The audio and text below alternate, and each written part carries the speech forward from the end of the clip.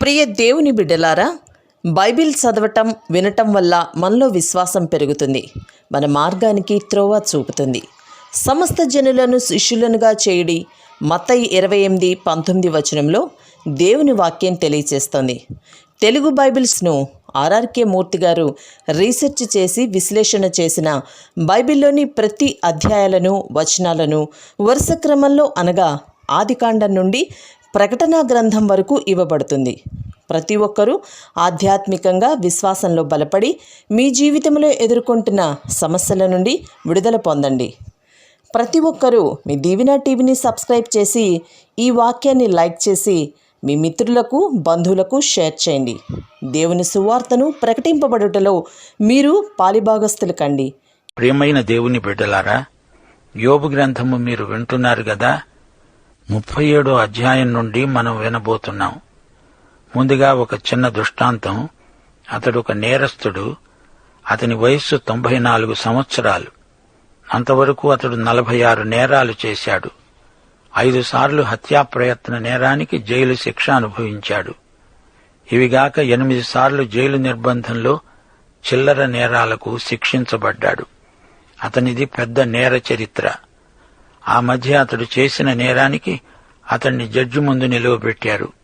నేరస్తుడన్నాడు, అయ్యా, నాకు ఆరోగ్యం బాగులేదు, జైలుకు పంపండి, సంతోషంగా వెళతాను. జడ్జి అన్నాడు, కాదు, నిన్ను ఆసుపత్రికి పంపుతాము. వద్దు, నాకు జైలే కావాలి, కొన్నాళ్లుండి మళ్లీ విడుదలై వస్తాను. ఆసుపత్రికి వెళ్తే తిరిగి రాను. చూచారా బాలలు, కొందరి జీవితం నేరాలకు అంకితమైపోతుంది. వారి మనస్సాక్షి మొద్దుబారిపోయింది. న్యాయ చట్టానికి వ్యతిరేకంగా బ్రతకటం వారి జీవిత విధానమైపోయింది. వీరు అవిధేయులు, నిత్యము అవిధేయులే. సైతాను అవిధేయులకు అధిపతి. అందుకే ప్రభు యోహాను సువార్త 8వ అధ్యాయం 44వ వచనంలో అన్నాడు, మీరు మీ తండ్రి అయిన అపవాది సంబంధులు, మీ తండ్రి దురాశలు నెరవేర్చగోరుతున్నారు.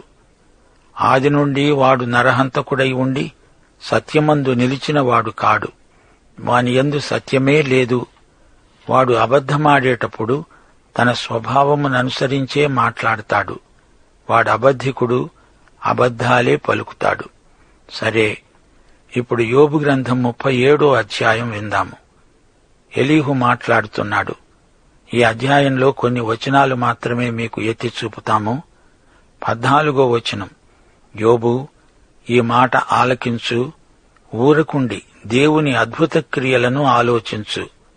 ఎంత చక్కని మాట! దేవుడు అద్భుతాలు చేస్తాడు. ఆయన శక్తి అపారమైనది. ఆయన సన్నిధి మహిమాన్వితమైనది. ఆయన మాట్లాడుతున్నాడంటే మనము వినాలి.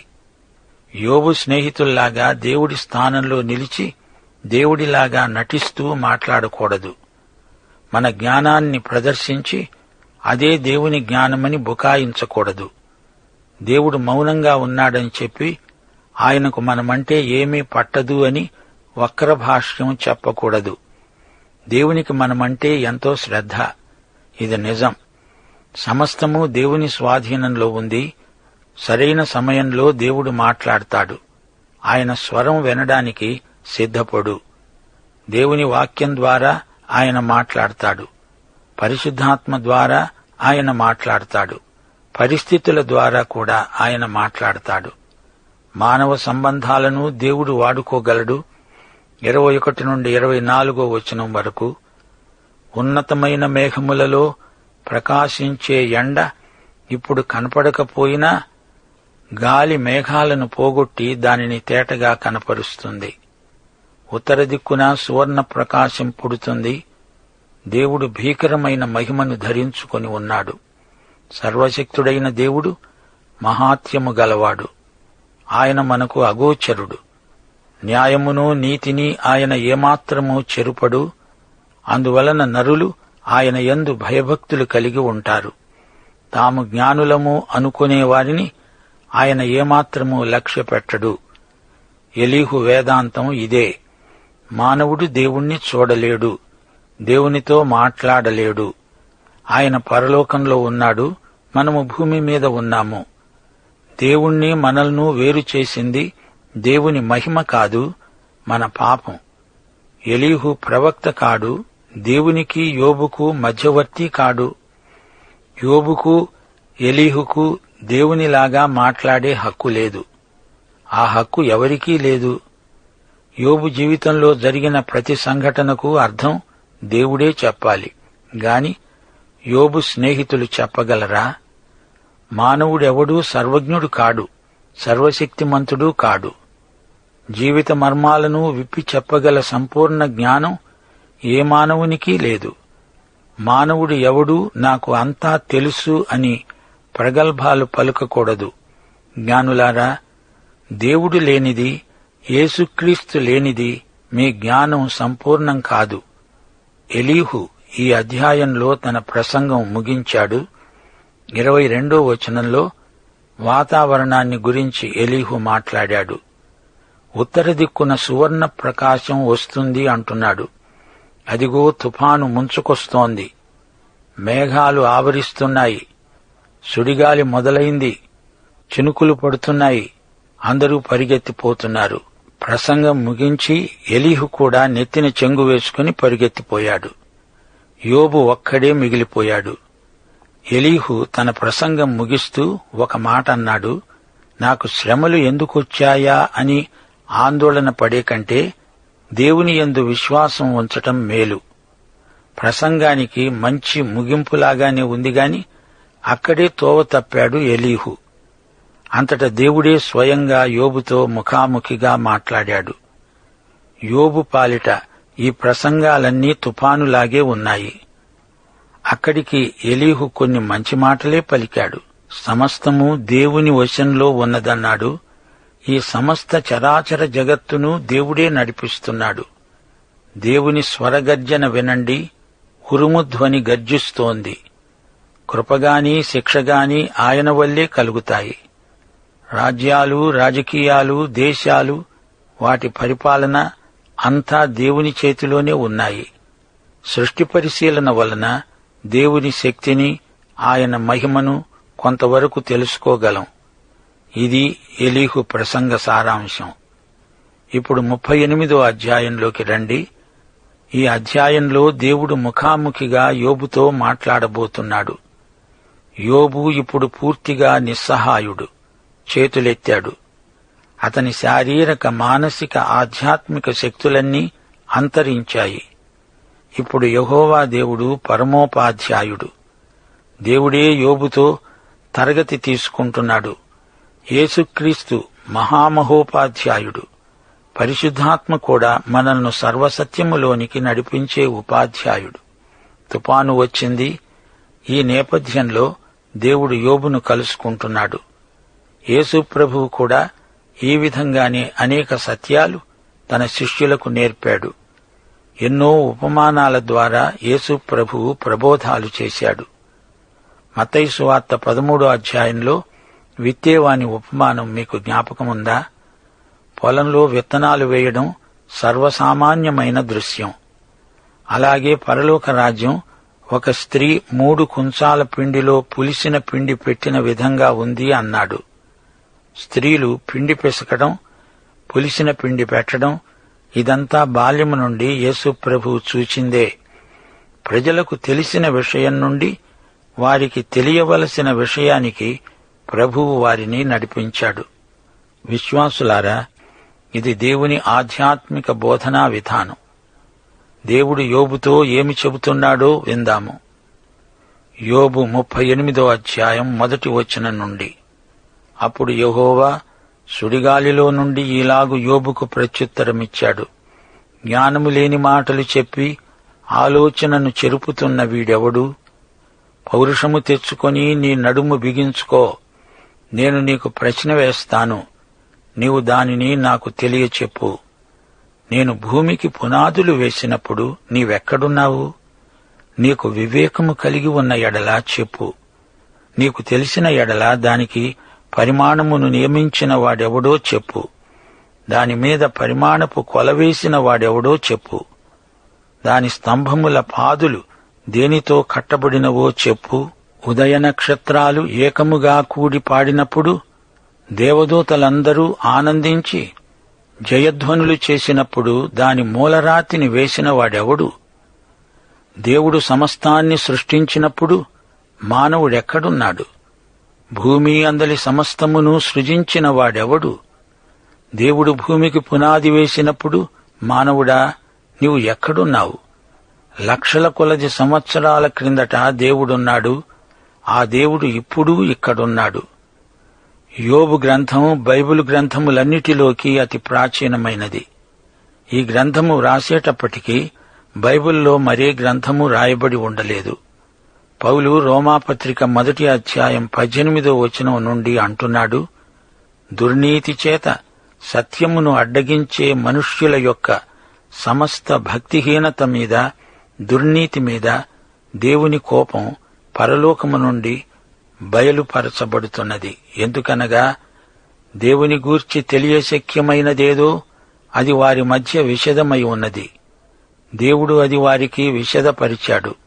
ఆయన అదృశ్య లక్షణాలు అనగా ఆయన నిత్యశక్తి, దేవత్వము జగదుత్పత్తి మొదలుకొని సృష్టింపబడిన వస్తువులను ఆలోచించడము వలన తేటపడుతున్నాయి. గనుక వారు నిరుత్తరులై ఉన్నారు.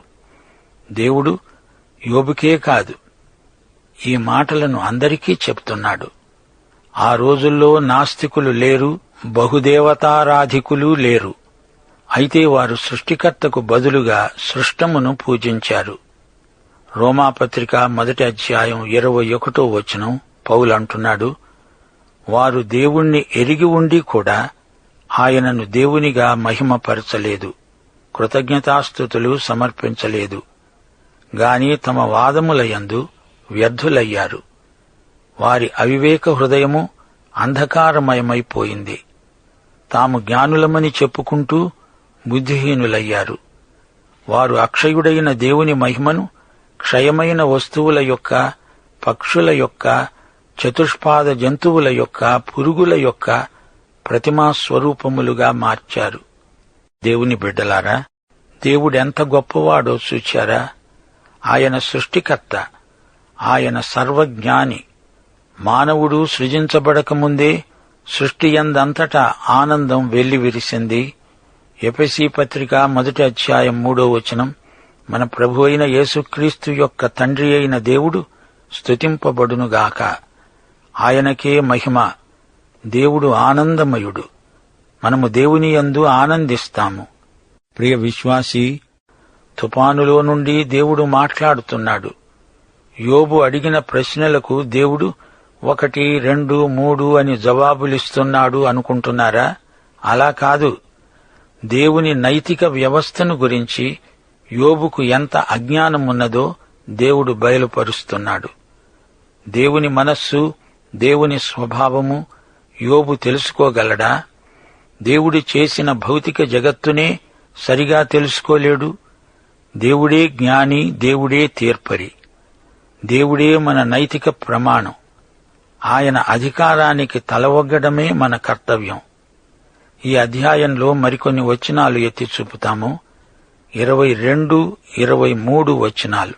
దేవుడంటున్నాడు, నీవు హిమము యొక్క నిధులలోకి చొచ్చి చూచావా? ఆపత్కాలము కొరకు, యుద్ధము కొరకు, యుద్ధ దినము కొరకు నేను దాచి ఉంచిన వడగండ్ల నిధులను నీవు చూచావా? యుద్ధంలో మంచు, వడగండ్లు ఆయుధాలుగా ప్రయోగించబడ్డాయి.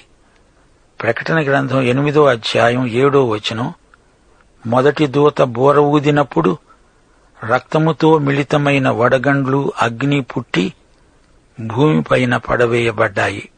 అందువలన భూమిలో 3వ భాగము కాలిపోయింది, చెట్లలో 3వ భాగము కాలిపోయింది, పచ్చగడ్డి అంతా కాలిపోయింది. దేవుడు వెలుగును గురించి, తూర్పు గాలిని గురించి, ఎడారిలో వర్షాన్ని గురించి తన సృష్టి మర్మాన్ని యోబుకు బయలుపరుస్తున్నాడు. దేవుడంటున్నాడు, వర్షానికి తండ్రి ఉన్నాడా? మంచు బిందువులను పుట్టించేవాడెవడు? కృత్తిక నక్షత్రాలను నీవు బంధించగలవా? మృగశీర్షకు కట్లను విప్పగలవా? సప్తర్షి నక్షత్రాలను, వాటి ఉపనక్షత్రాలను నీవు నడిపించగలవా? ఆకాశమండలపు కట్టడలను నీవెరుగుదువా? దానికి భూమి మీద గల ప్రభుత్వాన్ని నీవు స్థాపించగలవా? జలరాశులు నిన్ను కప్పునట్లు మేఘములకు ఆజ్ఞ నీవు ఇవ్వగలవా? మెరుపులు బయలు వెళ్లి చిత్తము ఉన్నామని చెప్పునట్లు నీవు వాటిని బయటికి రప్పించగలవా? ప్రియ విశ్వాసీ, చూడండి, దేవుడు యోబు మీద ప్రశ్నల వర్షం కురిపిస్తున్నాడు. ప్రకృతి శక్తులన్నీ దేవుని వశంలో ఉన్నాయి. ఆయన ఆజ్ఞకు అన్నీ లోబడి ఉన్నాయి. వర్షం కురవడం, మంచు పడడం ఈ విధంగా జరగాలని మానవుడు ఎవడైనా ఆజ్ఞాపించి నిర్వహించగలడా? వాటిని సృజించిన దేవునికే అట్టి శక్తి ఉన్నది, అట్టి సామర్థ్యము ఉన్నది. సృష్టిలోని సాధారణ విషయాలనే నీవు గ్రహించలేవే. అలాంటప్పుడు సహజాతీతమైన విషయాలను నీవు ఎలా గ్రహించగలవు? దేవునికి ఎదురు ప్రశ్నలు వేస్తావా? వడగండ్లను, మంచును దేవుడు యుద్ధ ప్రయోజనాల కోసం వాడిన సందర్భాలు కొన్ని ఉన్నాయి. యెహోషువ 10:11 వారు అనగా శత్రువులు పారిపోతూ ఉండగా యెహోవా ఆకాశము నుండి గొప్ప వడగండ్లను వారి మీద పడవేశాడు. గనుక వారు దానిచేత చనిపోయారు. ఇశ్రాయేలీయులు కత్తివాత చంపిన వారి కంటే ఆ వడగండ్ల చేత చచ్చిన వారు ఎక్కువ మంది అయ్యారు. ప్రకృతి శక్తులను దేవుడు తన వశంలో భద్రము చేసి ఉంచాడు. తన ప్రజల సహాయార్థం వాటిని దేవుడు ప్రయోగించాడు. ఆకాశములోని కలశములోని వర్షమును కృమ్మరించేవాడెవడు? సింహపు పిల్లల ఆకలి నీవు తీరుస్తావా? కాకికి, కాకి పిల్లలకు ఆహారం పెట్టేవాడెవడు? యోబు, ఈ ప్రశ్నలకు నీవు జవాబు చెప్పగలవా? ప్రియ విశ్వాసీ, వింటున్నారా? అది భయంకరమైన తుఫాను. అందరూ వెళ్లిపోగా యోబు ఒక్కడే మిగిలాడు. దేవుడు ముఖాముఖిగా యోబుతో మాట్లాడాడు. దేవుని వాక్యమే వెలుగు. మానవుల మాటలు అప్పుడప్పుడు చీకటిని కలిగిస్తాయి. అసలే మసక, అందులో చీకటి. పరిస్థితి మరీ అధ్వాన్నమవుతుంది. దేవుణ్ణి గురించి తనకు ఏమేమో తెలుసుననుకున్నాడు యోబు. దేవుడతనికి పరీక్ష పెట్టాడు. యోబుకు ఏమీ తెలియదని బయలుపరచబడింది.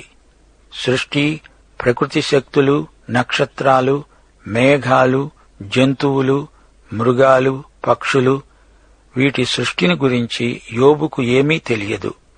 దేవుడు పెట్టిన పరీక్షలో యోబు ఓడిపోయాడు.